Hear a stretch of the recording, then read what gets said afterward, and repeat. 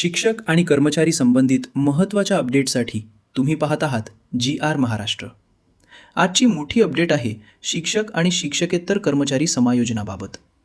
शिक्षण संचालनालय महाराष्ट्रमार्फत दिनांक 6 एप्रिल 2026 रोजी एक महत्त्वाचे परिपत्रक निर्गमित करण्यात आले आहे।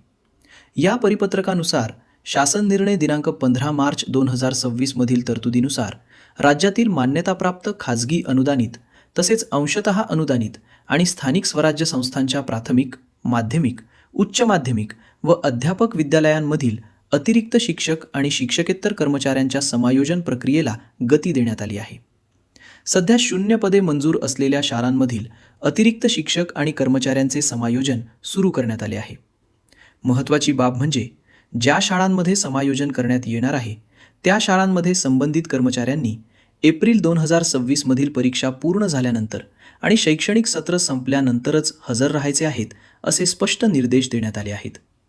तसेच शिक्षकेतर वर्ग ड मधील कर्मचारी जर अतिरिक्त ठरत असतील तर त्यांचे समायोजन जवळच्या शाळांमध्ये रिक्त असलेल्या पदांवर करण्यात येणार आहे। यासोबतच एक महत्त्वाची तरतूद अशी करण्यात आली आहे की ज्या पदांवर नियमित चतुर्थ श्रेणी कर्मचारी कार्यरत आहेत ती पदे कोणत्याही कारणास्तव रिक्त झाल्यास ती पदे त्या शैक्षणिक वर्षाच्या अखेरपर्यंत रिक्त ठेवू नयेत। या निर्णयामुळे राज्यातील शिक्षक आणि शिक्षकेतर कर्मचाऱ्यांच्या समायोजन प्रक्रियेला गती मिळणार असून प्रशासनिक कामकाज अधिक सुकर होण्याची शक्यता आहे। अशाच महत्त्वाच्या GR अपडेट्ससाठी GR महाराष्ट्रला सबस्क्राईब करा, व्हिडिओला लाईक करा आणि ही माहिती इतरांपर्यंत शेअर करा।